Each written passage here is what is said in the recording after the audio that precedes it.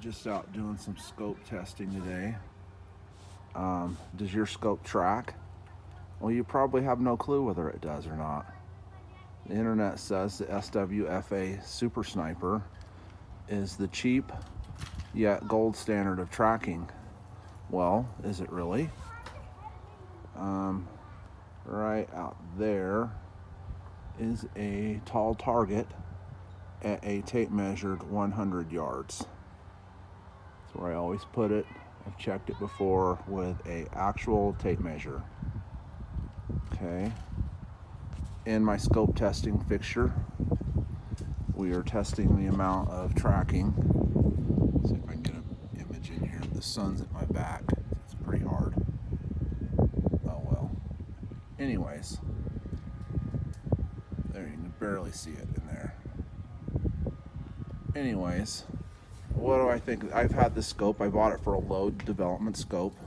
It's a 20 power. My expectations for it are just hold freaking zero. I don't really care about dialing this particular scope. I did mount it on a Blaser R8. Got the first shots right on the money. Went exactly where the adjustments did, but then I started shooting erratic groups. So I pulled the scope off, and I've always wanted to check it on this setup I have, where I can static test the scope. Nobody checks a scope this way that I see, really. They just want to brag about how badass their 40 millimeter first focal plane Hubble telescope is of a rifle scope. Well, they probably don't know shit from Shinola when it comes to like how it actually tracks. And this scope isn't an exception to that.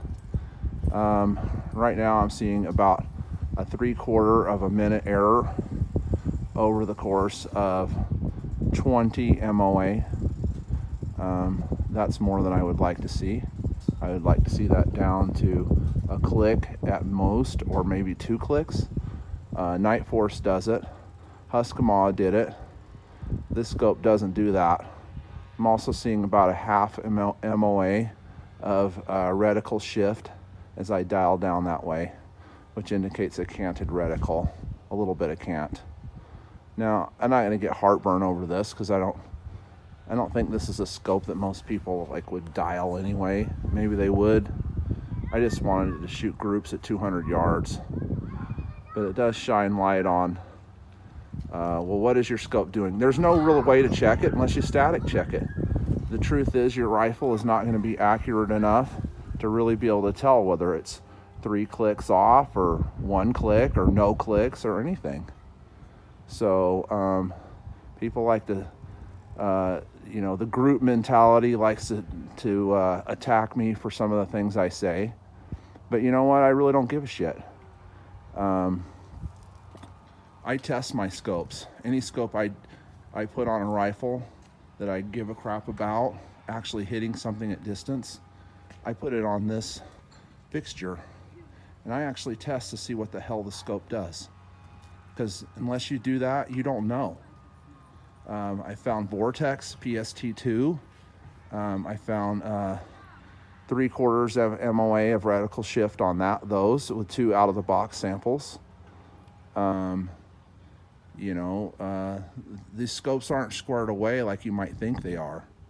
So there's no way to check. But see, next up on the list over here, I have a 10 power Bushnell Elite 3200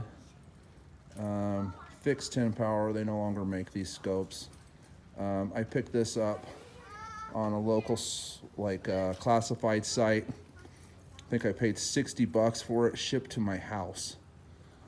You can't beat that. I couldn't turn the deal down. But we're going to put it in here. Again, this scope's just a backup, just something I can throw on a rifle and shoot. Not intended to have a real use of it, but we'll see what it does in here, whether it tracks any better. It is a Japanese-made Bushnell, and so we'll see.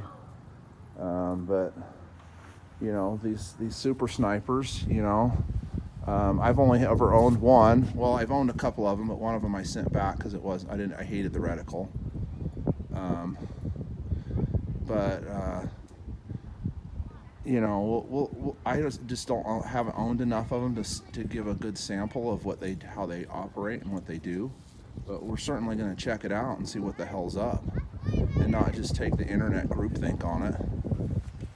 So maybe I'll edit back in the results of the Bushnell.